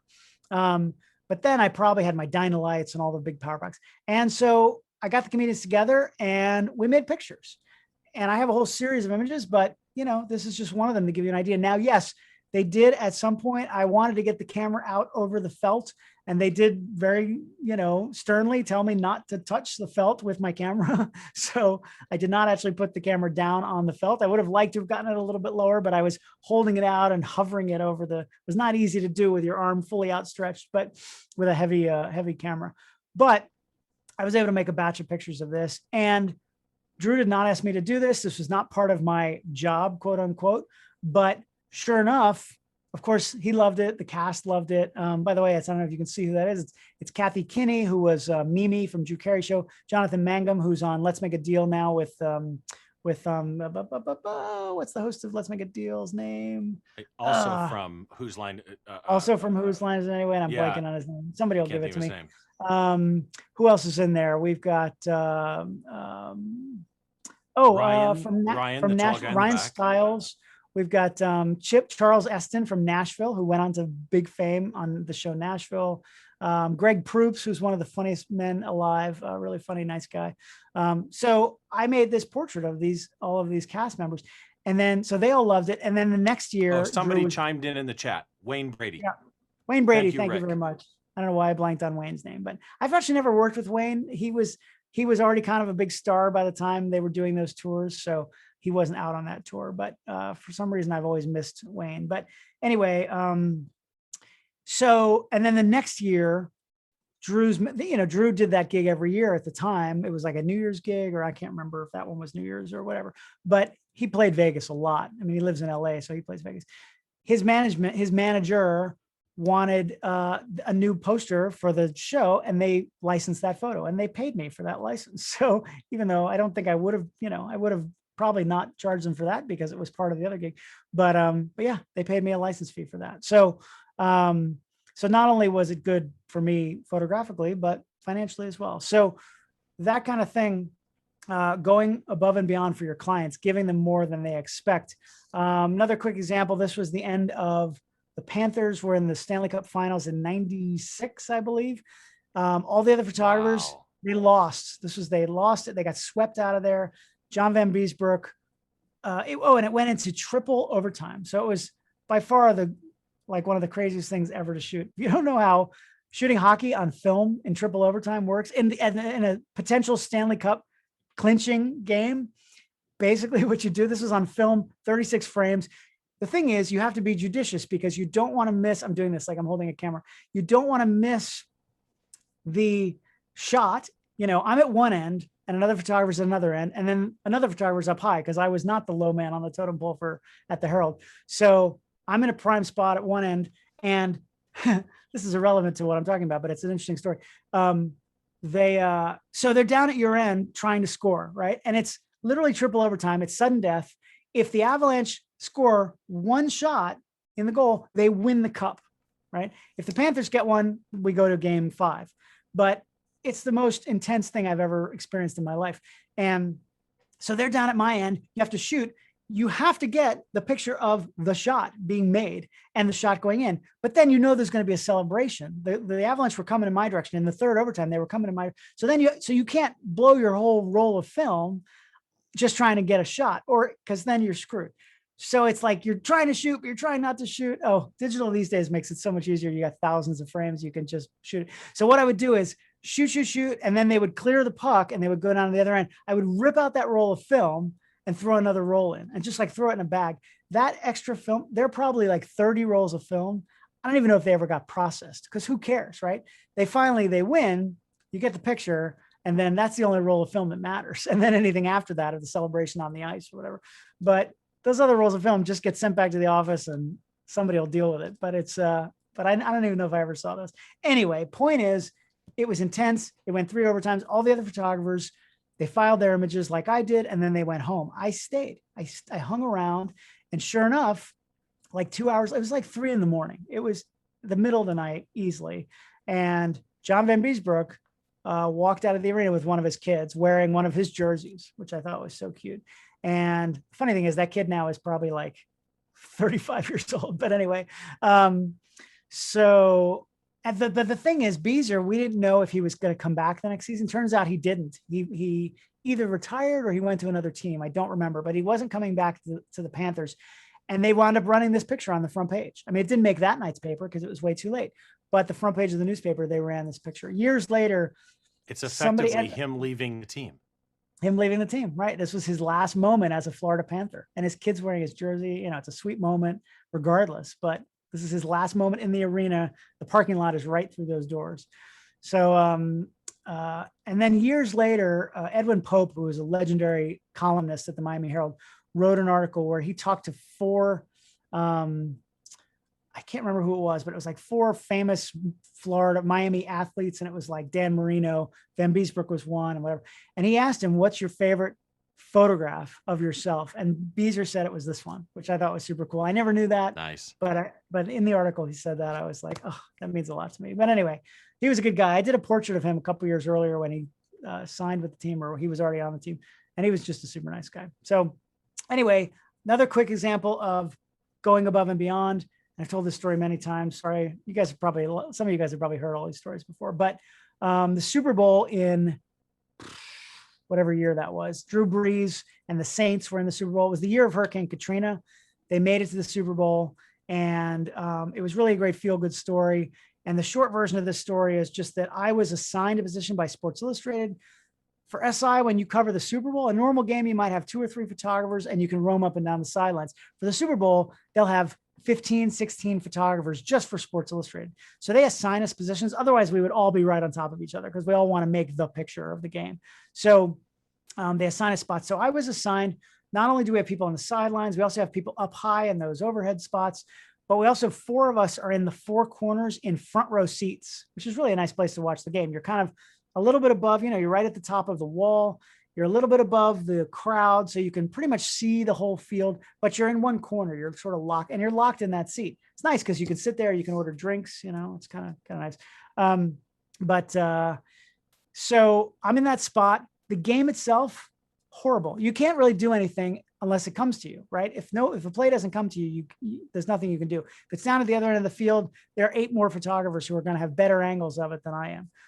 This game, there was 1 touchdown in my end, but it was early in the game, didn't mean anything. It was just not a very good game. Matter of fact, I remember like sitting there going, this is horrible. I've got no pictures. They're never going to bring me back for a Super Bowl. And they were playing against the Colts, Peyton Manning. It was Breeze and the Saints against Manning and the Colts.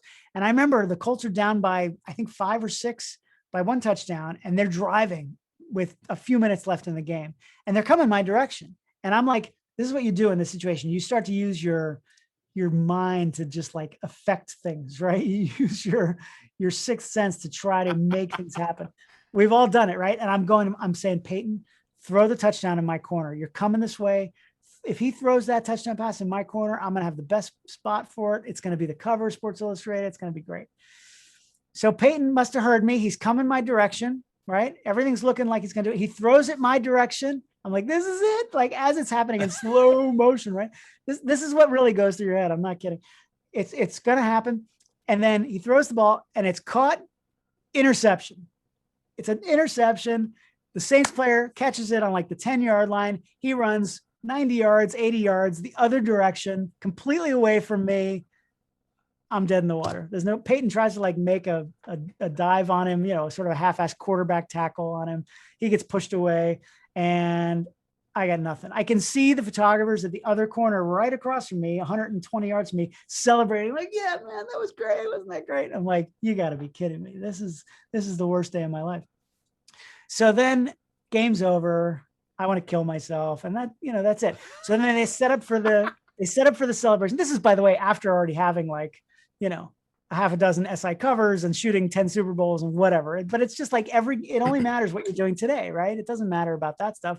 Everybody wants to have the picture today. So they're setting up for the ceremony to do the post-game ceremony with the trophy and all that. And here's the thing.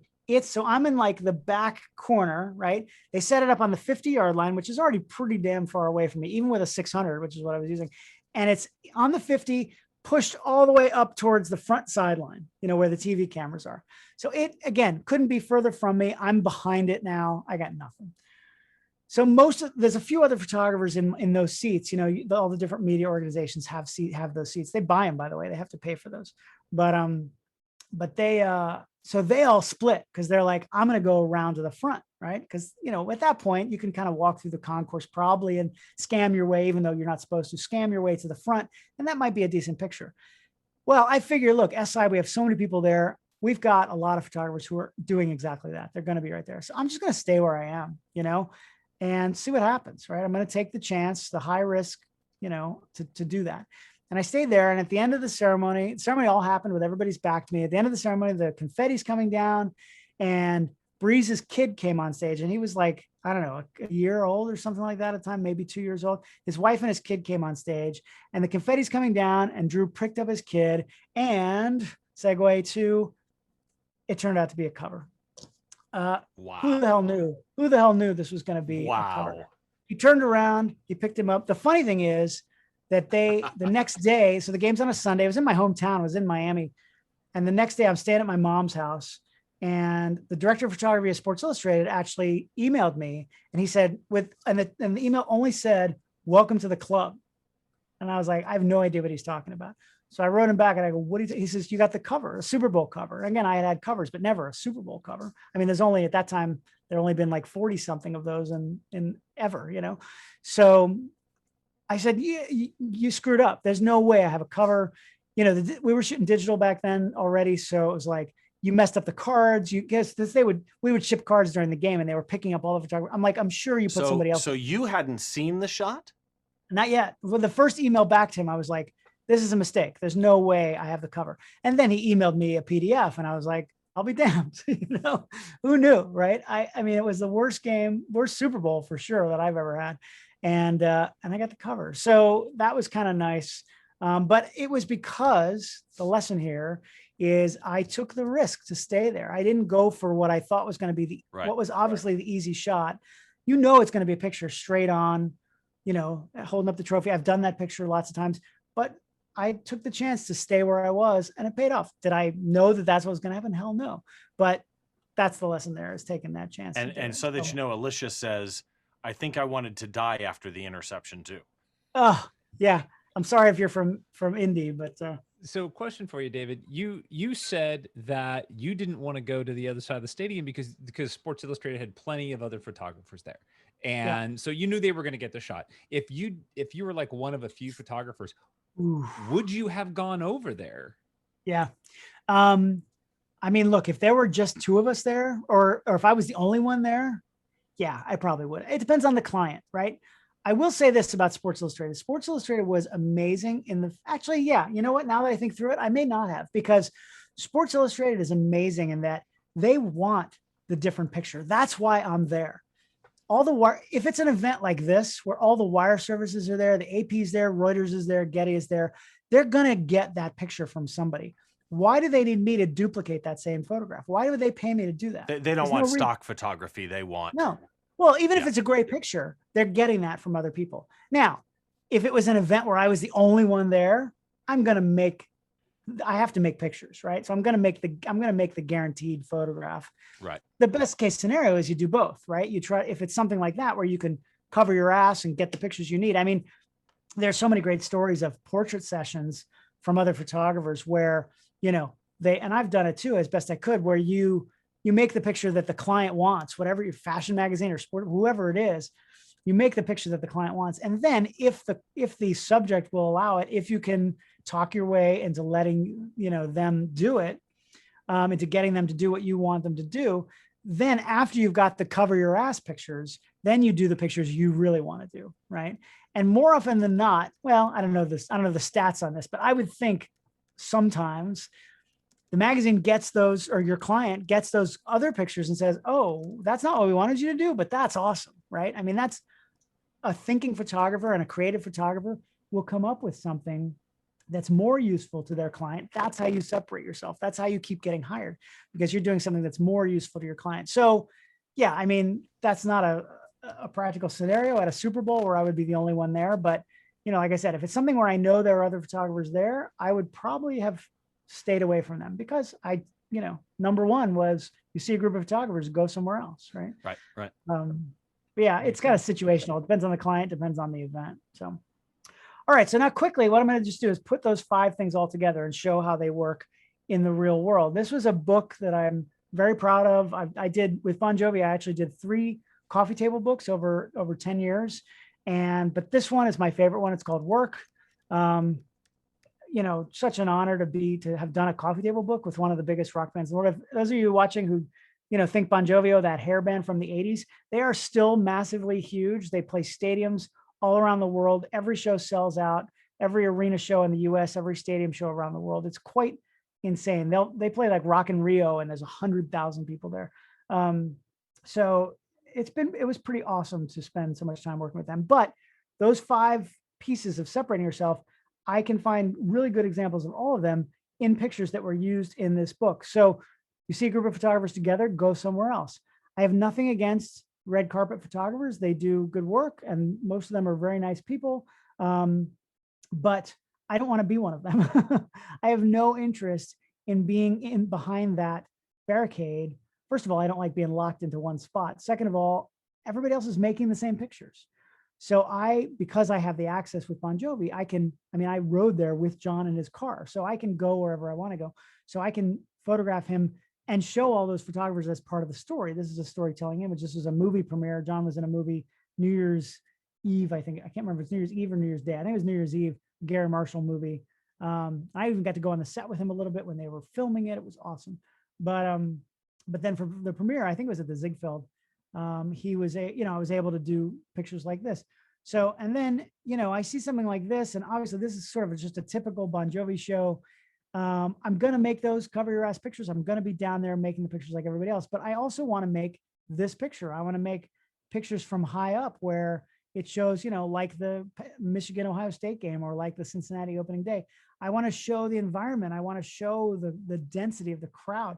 So I'm going to go up to the top. The funny story about this is that I try to be inconspicuous when I'm shooting. I mean, the show, obviously it's not about me, it's about Bon Jovi and the fans. I don't want the fans to see me. Even John, I don't like to distract him. I can go on stage, but I'm very careful about it. I pick my moments. I try not to, stay up there for very long. I wear all black. I always do anyway, but I'm wearing the same thing that all the crew members are wearing.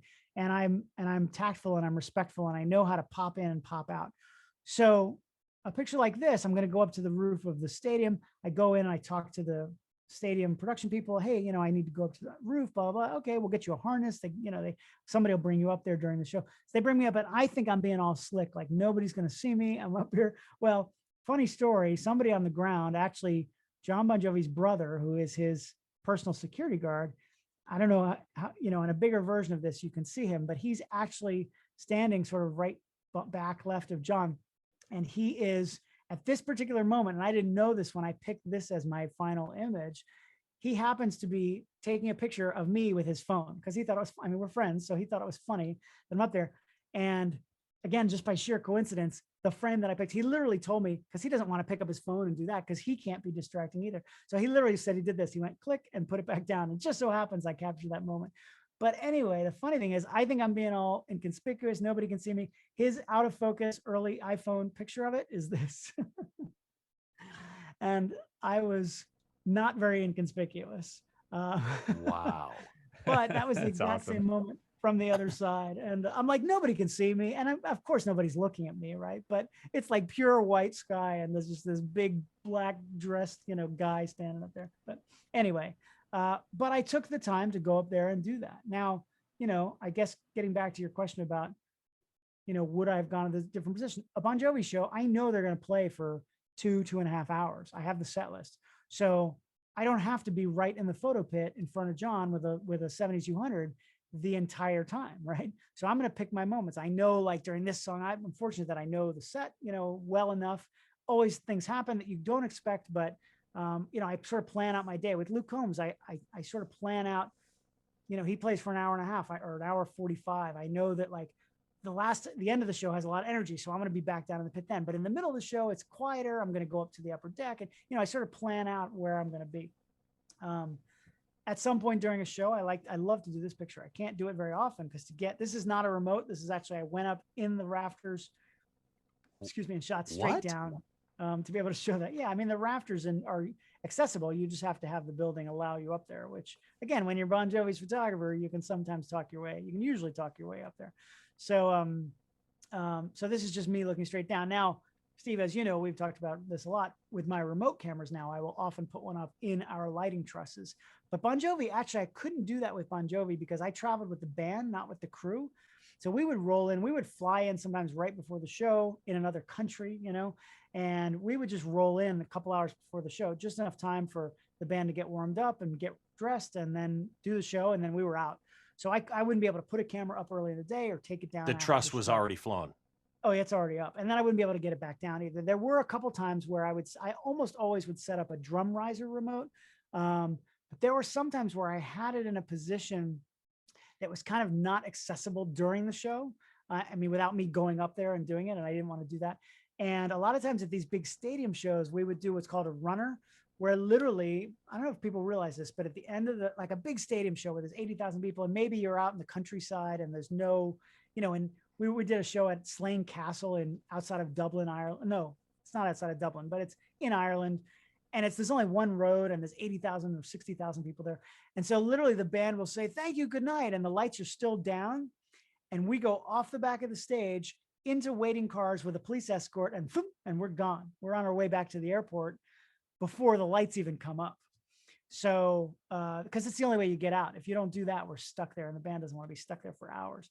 So we're like, and then we get on the private jet, and we're back in London, you know, having dinner at the hotel before the crew is even done loading out, or even, you know, halfway done loading out.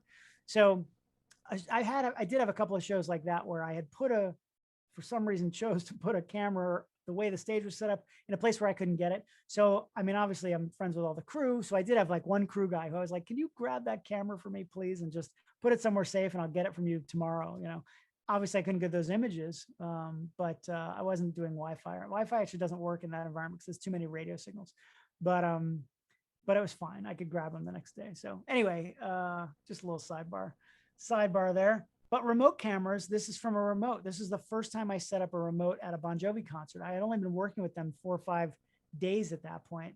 And, you know, I'm a remote guy. So I went to management. Hey, you know, don't take no for an answer. Can I say? They were like, no way. You can't put something on the stage. Are you crazy? The stage is like the band's temple, right? Like you can't mess with that. Who the hell are you? Right. So I was like, okay. And then over the next couple of days, I was like working them a little bit. I was like, I'll show you how it works. And it's really small and I'll work. I talked to the drum tech. I was like, is there a place I could put this where it won't be in the way? It won't damage anything. And he, you know, so then I brought management in. Hey, this is where I'm going to put it. It's okay with him and, you know, whatever. So eventually I said, all right, you can try it. So I did it. And then a couple of things I did that were cool. That I'm proud of, I guess, is I made the pictures. And then the next day, I had a friend, that was in Atlanta. The next day we were in Tampa, I think. And a friend of mine in Tampa, actually, I don't know if he remembers, I'm sure maybe he remembers this, Brad Moore, who used to work with Joe McNally, and now he's with Scott Kelby. Yep. He was McNally's assistant and then Kelby's assistant. Yep. Good dude. He now lives in Nashville. So I see him every once in a while when I'm in Nashville with Luke. But I hit him up. He was in Tampa at the time with Kelby. And I hit him up and I said, hey man, I really want to get something made. Can you help me out? And he did. And basically that picture, I sent him the file and he made a big print, a giant print for me on nice, you know, matte paper. I think he made 2 copies if I remember correctly, and like a 60-inch, I don't know, whatever it was, and the black and white. And it's a really cool image and it looked really great. And I brought it into management. And instead of, you know, just being like, oh, the remote pictures look great, here it is on my phone or on the computer, I brought them in a big ass print. That's what it's called at the lab, a big ass print. And they all went, holy cow, that's awesome, right? And I gave one to John and I gave one to management and everybody was thrilled. And after that, they said, Bergman, you can do whatever you want. You know, if that's the kind of stuff you're going to do with the remotes, knock yourself out. So from then on, I never had to ask again. I had full access to put remotes. I mean, again, I'm tactful, I'm respectful. I make sure to not, you know, damage anything. And I work with the drum techs and the band knows me obviously. And so, so the remote thing's great. So this is a remote picture that I wouldn't have been able to do otherwise. I can put it looking into the drum kit. This was the day Tico came back he had his gallbladder removed. And so his first day back was important. So I photographed him there. And then, you know, it doesn't hurt to ask. This was a day where I just, you know, I had never been on stage before. This was their first big show, the first concert at what's now called MetLife Stadium in New Jersey. It used to be the Meadowlands, and they tore down the Meadowlands and they built a new stadium. And the new stadium, if you don't remember this, or if you never heard this, I kid you not, for the first year or so was called officially New Meadowlands Stadium. That's what it was called. So the New Meadowlands Stadium was called NMS, New Meadowlands Stadium.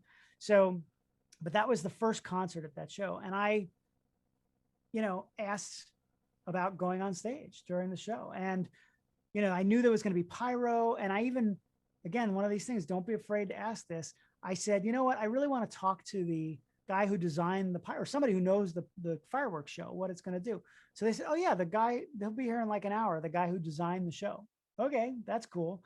So I've sat down with the guy. He showed me a map, you know, blueprints or whatever. Oh yeah, during this song on beats 3 and 4, it's going to go this, and then beats 1 and 2, it's going to do, you know, whatever it was.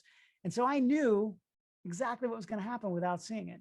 So I knew when to get myself on stage, when to be in the right spot, and when to be able to be ready to take this picture. It was the end of a song. John he turns around, he does a jump, the arms go out, and the fireworks go off. So it just, you know, I got everything I wanted all in one picture. So don't be afraid to ask. This is at Soldier Field in Chicago. during the day, I scouted a little bit and I saw I wanted to get the city in the background with the show in the foreground. There really was only one spot to do that, and it was not accessible by the public. I went and talked to the building security or building production and said, yeah, during this song, I need to go up to that spot. And they were like, okay. And they took me up. So, you know, a lot of people just wouldn't, they'd be afraid to ask.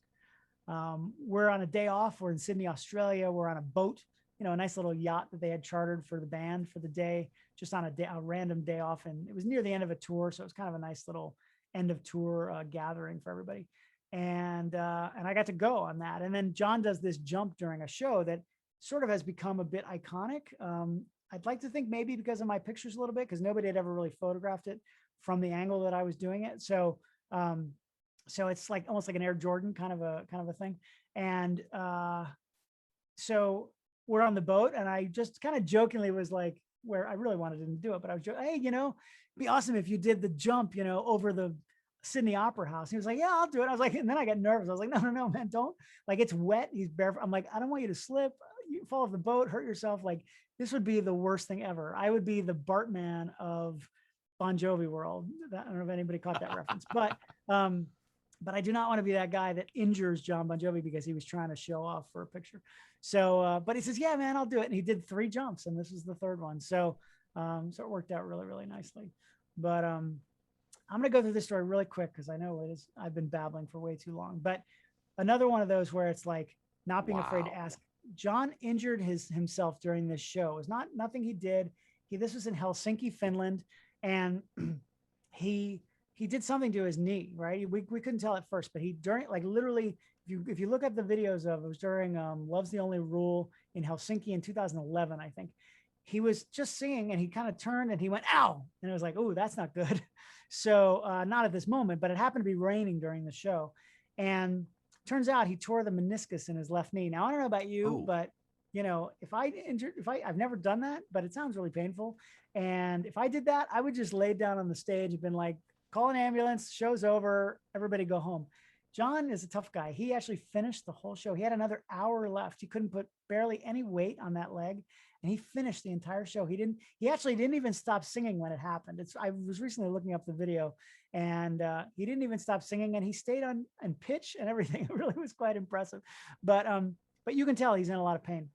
So he finishes the show, comes off stage. And here's the thing, like I've been with them maybe a year at that point, and I don't really know how to handle this. I mean, I kind of go into journalism mode because that's my background. And so I don't really even ask. There's nothing to ask at that point. I just follow him, and he comes off stage, and he travels usually with a physical therapist or a chiropractor or that kind of a person who's on the, on the tour. And so Dean, who's the chiropractor, starts working on him, and I just start shooting. Now, again, you have to know when to be in the room and when not, but this felt important. So I just started shooting, and I made pictures of, what's one of the biggest rock stars in the world, like in pain in a real situation here that we didn't know if this was going to be the end of his career. Who knows how bad this was. He hadn't had an MRI or an X-ray or anything. So, is he not going to be able to walk at full strength again? Who knows, right? Thankfully, it wasn't any of that, but I just went into journalism mode. And the funny thing is, management, by this time I'd been there about a year, they sent everybody home. The band got changed, not home, to the hotel. They sent everybody out, everybody go, you guys all go. Dean, chiropractor, Matt, John's brother, and Bergman, you guys stay, everybody else out. I was like, oh crap. So I was like, this is good. Like, I've worked on them enough that they know, like, I need to be there to photograph this stuff. Even if we decide not to put the pictures out, you don't have the choice later. I've had discussions with other photographers who have dealt with sensitive situations. There's somebody I know who, I won't say who or where it was, but it was in a show, a dangerous show. And somebody actually got killed during one of the performances, and they have pictures of it happening. And the client, it was back in the film days, and the client wanted to destroy the film. They said, give us the roll of film, we're going to destroy it. And he said, look, here's the thing. Nobody ever has to see it, but just put it away somewhere. Don't destroy it. Put it in a vault, put it somewhere nobody can get to it, but just keep it, right? Here's the thing. If you don't shoot it, if you destroy it or whatever, you never even have the option. You don't know down the road 10, 20, 30, 50, 100 years from now, like how important that's going to be, after the initial pain and shock wears away, what's going to happen? So this was obviously not that kind of situation, but John's smart enough. He gets it. He's one of those guys that I love working for him because he sort of knows his place in the world as an international, celebrity rock star. And he understands that like having me there to document, even if we decide to never put it out, just to shoot it, right? And then we'll figure it out later. You don't have the option if you don't have the pictures. So the end of the night, he leaves. I wound up sitting in the van across from him. It's still pouring rain. And again, he's not in a good mood. Nothing, we don't really know how bad it is. And I make this. He was literally lit by flashing police lights because we had a police escort, and the red and white alternating flashes of the police lights were lighting him. I jacked up my ISO as high as I could. This was before mirrorless, so the shutter sound is loud. So I'm like, I only shot probably at 3 or 4 frames, just trying to time that. Maybe I shot a little burst trying to time that those police lights, and that was it. And he's sitting right across from me, not 2 feet from me. So, but with the rain coming down the window and him looking out, I love this. So next day he goes and has an MRI. They determine it's the meniscus. Of course, I have to go in his hotel room and make pictures of him.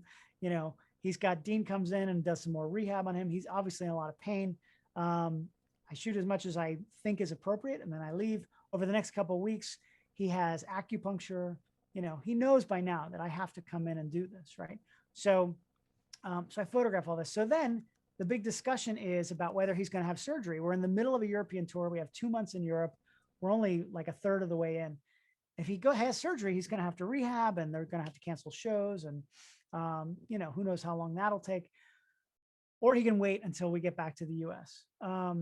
So it just so happens that one of the best arthroscopic surgeons in the world has a clinic. We have days off in Ireland coming up. We have 2 shows in Ireland. We have like 4 or 5 more shows, then 2 shows in Ireland, and then a week off. Just so happens the best arthroscopic surgeon in the world has a clinic just outside of Dublin. Like, what are the odds, right? So he decides, okay, I'm going to have the surgery there, and we'll see what happens. So he doesn't cancel a single show, finishes all those shows, wears a brace, is walking gingerly, and still performs at a very, very high level. So I know he's going to have surgery. So you can imagine by now, I'm sitting across from him at dinner, and I go, John, so here's the thing, man. I got to be in the operating room with you when you're having surgery. Like, that's just, how can I not, all the pictures I have of you, this is huge. I have to do it. We can decide not to put them out, but I got to be. And he gives me the old, well, he just kind of laughs because he knows me by now. And he's like, well, if it's okay with the hospital, it's okay with me. So, hello, hospital. Mr. Bon Jovi would like his photography. Well, if it's okay with Mr. Bon Jovi, then it's okay with us. So sure enough, after the 2 Dublin shows, the next day, I get into a van. It's me, Dean, and John Bon Jovi get in a van to go to this clinic. And we get there. Now I'm his support system for surgery. Like, this is insane, right? Like, it's me and his chiropractor. And so we get there, and he has to, put on a robe just like everybody else. He puts on a bathroom, and I start shooting. So, this is John friggin' Bon Jovi. It was surreal as it was happening, but at the same time, I just, it's just muscle memory at this point. You just do what you can to document everything. So sure enough, I make a whole series of pictures of this. At one point, the funniest thing is we're walking towards the, I don't remember, towards the operating room, whatever. And he and a nurse are walking together, and I'm backtracking in front of them, taking pictures. And, he says, or she says, what are you gonna do with all these pictures? And he says, they'll do a book after I'm dead, And he says, but here's the thing, with every click of his shutter, I'm becoming less cool, which I thought was a great line.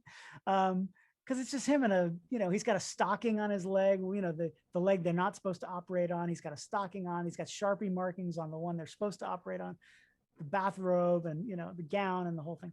So, so we go in the operating room. I did photograph. I just have to interject here, though. Yeah. This is photojournalism gold right here. Yeah. This really, everything about this, including the chair with papers on it, is awesome. Thank you. Yeah, no, I really do. I'm fortunate that my first part of my career was as a newspaper photographer, because even though I'm a commercial photographer and I'm working for these clients, and I'm essentially doing PR photographs for my clients, to promote them, any chance I have to make journalistic pictures, I'm totally going to do it. So we're in the operating room. I do shoot some pictures. I do have a lot of pictures of John actually during the surgery. He actually said to me when later on, he said, you know what, I don't want anybody, especially my kids, to see those pictures just because it's him unconscious. He's got his eyes taped and the thing in his throat and like, it's not pretty, you know? So he didn't want his kids to see it. And so therefore nobody gets to see it. So I do have those, but the one picture I do show is this is during the surgery. Obviously it's the surgeon, and arthroscopic surgery is cool. Like some of you guys probably know about this, but it's just two small incisions. One is a tool and one is a camera. And he's basically playing a video game. Boop, boop, boop, boop. And he can do what he needs to do. And they basically pulled out the meniscus and they examined it to determine if it was ripped too much, if they could repair it or not. They decided it was too far gone, so they just removed it. But that's the only, obviously you can't really see too much graphically there, but that is the inside of John Bon Jovi's knee, if you care about those things. But anyway, so then afterward, they brought him out to the recovery room. They make him eat a little bit just to make sure that he can, the anesthesia's worn off, he can chew, he can swallow. And a couple hours later, he walked out of there on his own power. He had a vacation with his family. I think they went to Iceland. And I don't think he took it easy like the doctor told him to. I think he was pretty much doing whatever he wanted to do.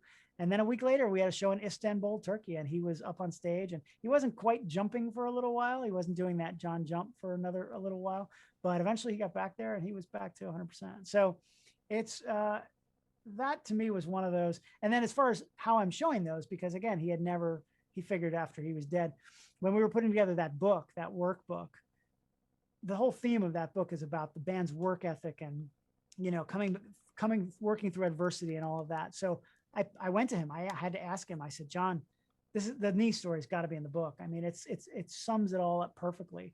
And to his credit, he said, you know what, he knows it's like, it puts him in a vulnerable spot, right? He doesn't like to be vulnerable publicly, but he said, you know what, if it helps one kid overcome adversity and come back stronger than they thought, then it's worth it. So I thought that was awesome. So there's a whole chapter in the book of those pictures and others. Yeah. So, as far as, again, going above and beyond, giving them more than they expect, I often during the tour would go into the gym with John. I wouldn't actually work out myself, obviously, but I would photograph John and the band in the gym. I went to the other band members' homes to make pictures for this book. This is David Bryan, who wrote the music for Memphis and won a bunch of Tony Awards for that. This was him working on his next play, which I don't think it ever happened because now he's got one coming out. Comes out on Netflix first soon, called Diana, where it's the Princess Diana story. So he wrote all the music for that. So he's a big Broadway guy, which is awesome. Tico Torres, the drummer, I went to his home down in Florida and got him playing golf. This was fun to use my sports along with my, music stuff and kind of put it all together. And then just like with Drew Carey, I'm always backstage. John, when he's getting worked on by the chiropractor, I'm always there. There was a rain delay and I just hover around and, love that. Yeah, this is one of my favorites too. Thank you. This was just like, it was pouring rain. They actually had to stop a show in the middle of the show because it was pouring rain. It was the lightning that stopped it. And John was just impatiently waiting because he doesn't like to stop a show. And he kept poking his head out.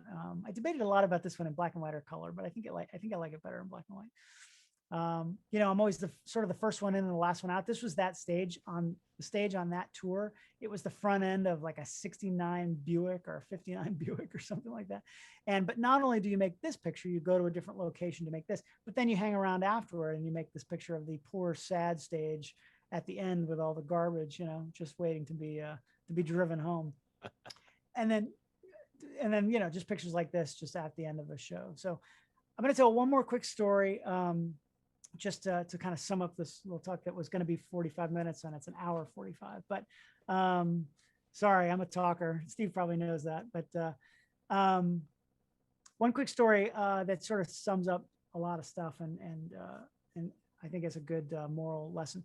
So when I first moved to New York, this was it was 20 years ago now, first moved to New York, within the first couple of years, a photographer in New Jersey, Naj Lafiani, who's a excellent photographer.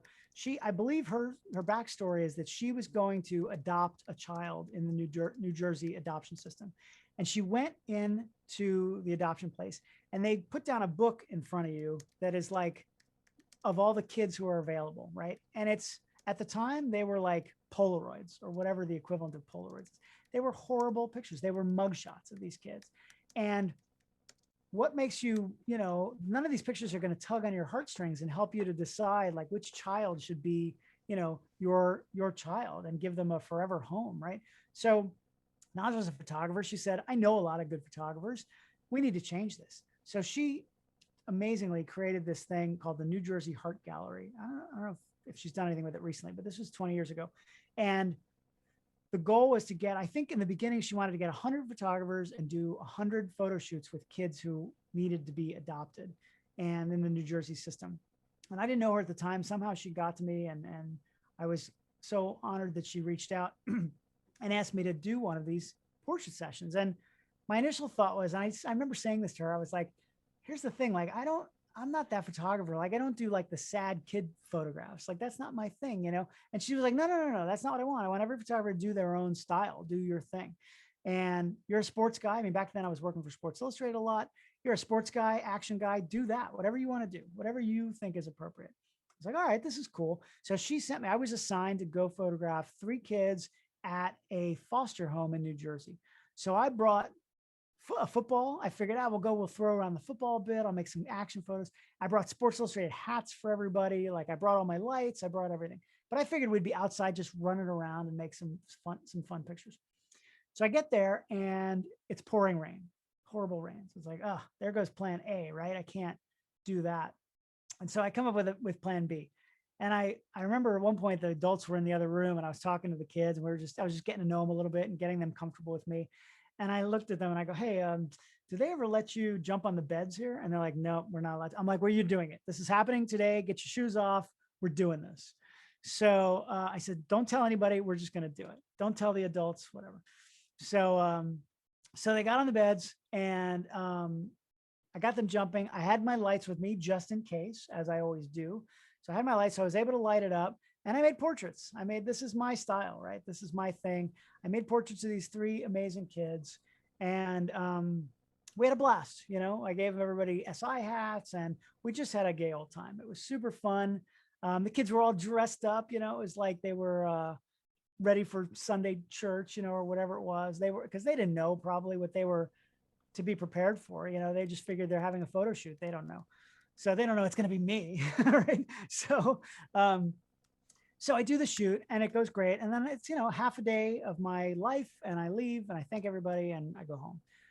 Najla, again, force of nature. She got so much PR for this thing. They had a big gallery event, really well attended, like not black tie, but very fancy formal gallery event that was just pictures everywhere. It was really amazing.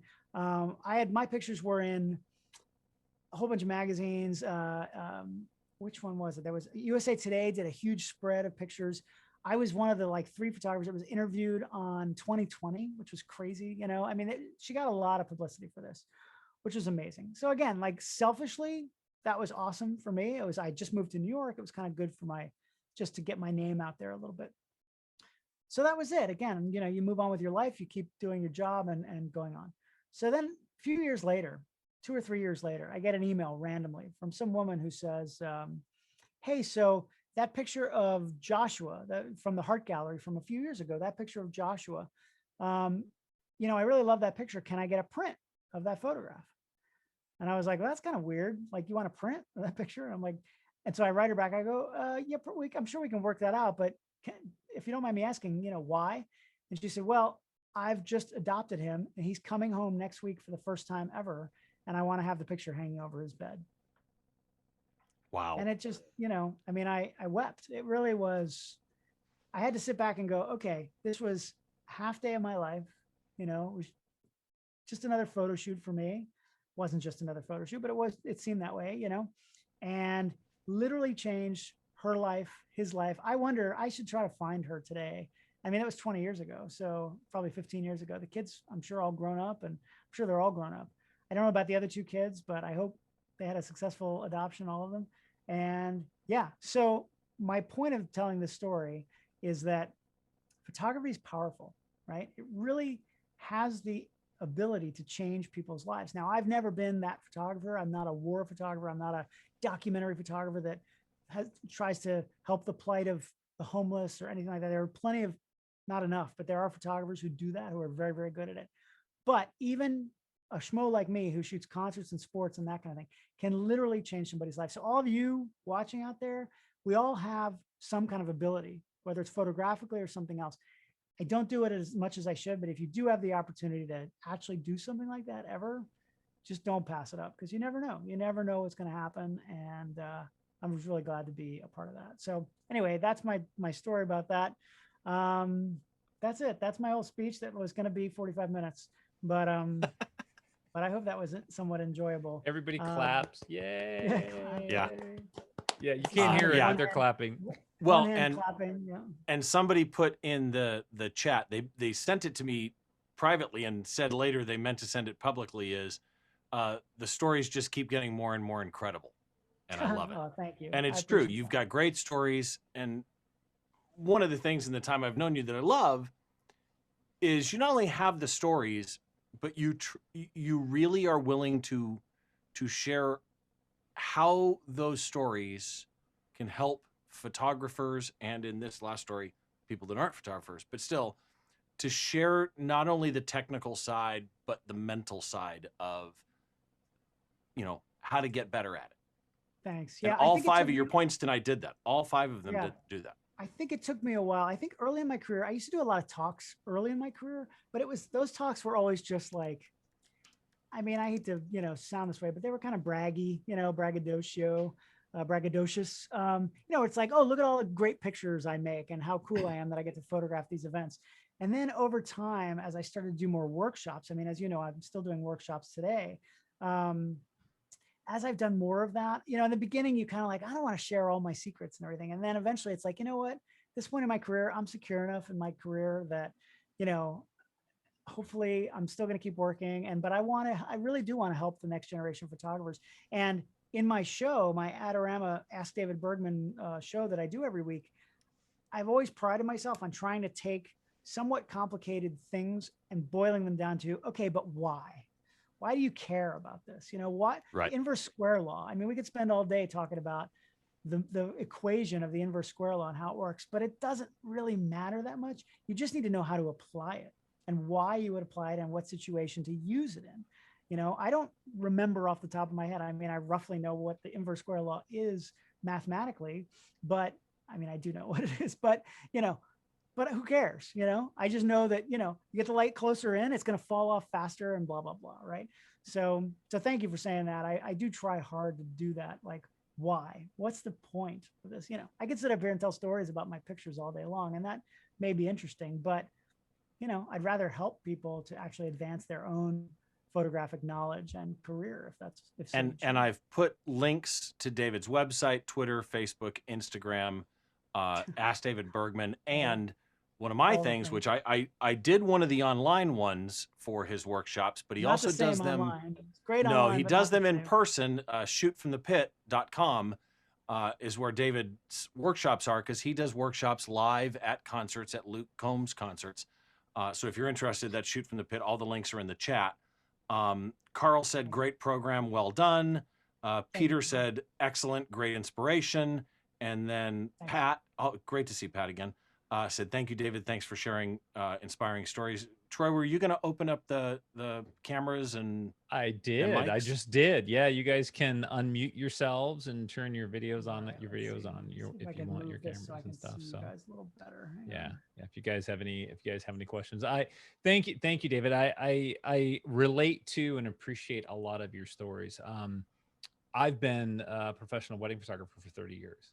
And it's always amazing to me to listen to somebody else at whatever level. There's a lot of the same things. I think that as photographers, it's important to realize that, in order to stay in the game, in order to be competitive, in order to remain successful, you have to constantly push, reinvent.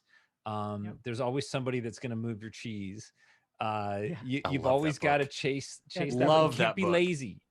Yeah, you can't be lazy. You can't just wait for the shot to come to you. You can never get complacent, because 30 years in, both of us, it's like there's people waiting right in the wings, for us to mess up, right? Well, I was just going to say, I'll share a story from Komarechka, because I've said to Don Komarechka, because he was on my podcast and somebody said some, inept comment about his shot. And he not only answered them on YouTube, but put a Dropbox link here, download the images. I think they were saying that his sweat bee that was in the photograph was frozen and not alive. And he's like, no. Here's the raw images. Yeah. And I said to him one day, I said, you don't ever worry that you share all of your techniques? He said, no. He said, where I'm at now, I'm going to keep getting better and keep learning. I'm not going to rest on my laurels. They'll never catch me. Yeah. Yeah. And I mean, I said there's people waiting in the wings. I don't worry about that as much anymore.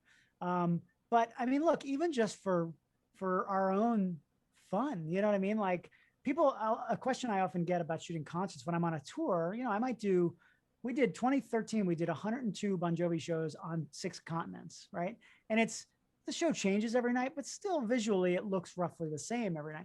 So a question I get a lot is how do you do that every night, the same show?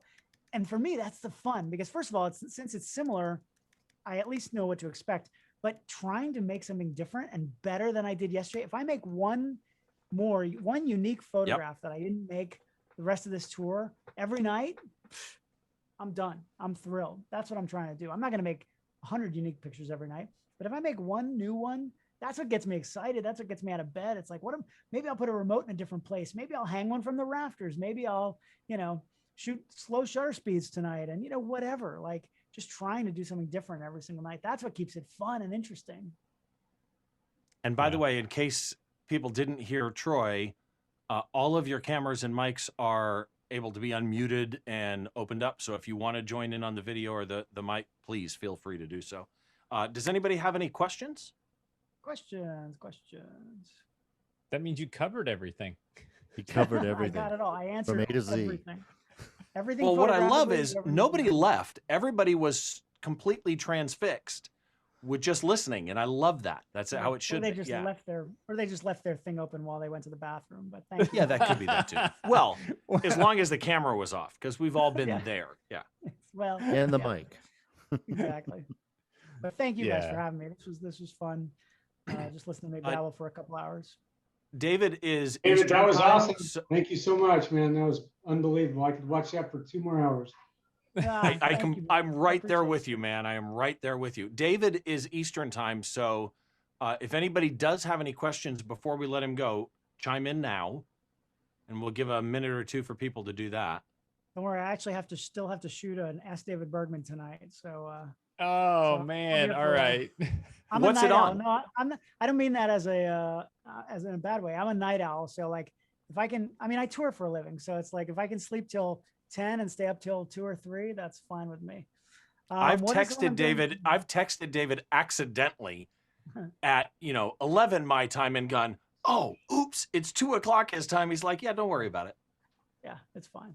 Sounds like Troy. What's the one I'm shooting today? Oh, it's the one for this Monday. It's about polarizing filters. Somebody asked me about the difference between a circular polarizer and a linear polarizer. Ooh. Ah, very nice. And let me say this really quick, because you won't do it probably. Ask David Bergman as part of Adorama TV on YouTube.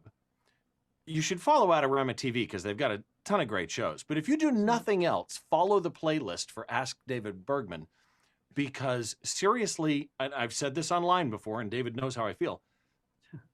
They're like 10-minute episodes. Okay, maybe 15, right?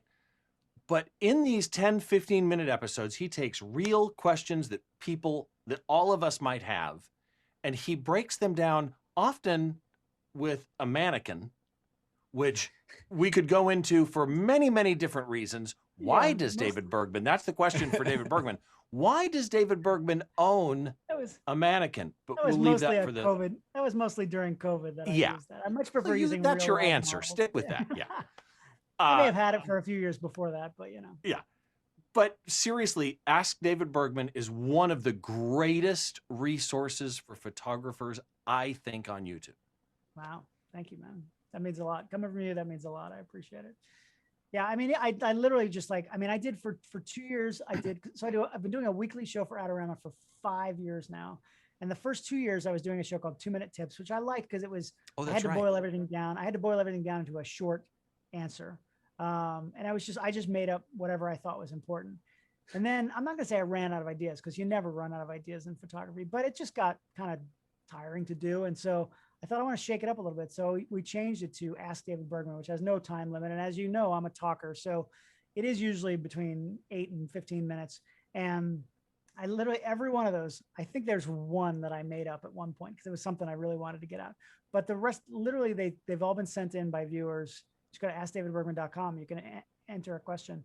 And it's nice because it gives me, I mean, I would have never thought to ask about linear polarizers. Like that's not, but you know what, I don't even know honestly much about it, but you know, I've done the research and now I can boil it down into what it means and why you should care or not care, which in most cases you shouldn't care. But anyway. And did Yeah, we learning lose how to Kurt? use that tech, you know? Yeah, Putting tech exactly. to Learn your how to use the advantage. tech, right? Totally. Kurt was in here I'm- a second ago. Did we lose him? No, he's still in the thing. You can leave your cameras on if you want. Just turn them on.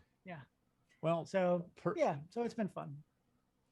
Well, thanks, David. You know, we don't have any questions flooding in, and you've got another program to do, and so much information. This has been recorded all the way to the end. All of the links that Steve has been sharing for David in the chat will be in the YouTube description, which I'll send links to David, and it'll go out to the email list and everybody who's been here, so you guys get a chance to watch all this stuff later. So that'll be great. So, David, thank you again so very much.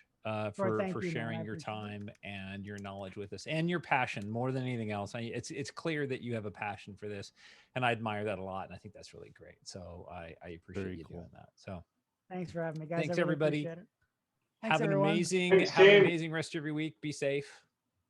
And Sorry, David, David, again, everybody. thank you so much. I'm going to see you for a happy hour soon, so I'll see you again soon.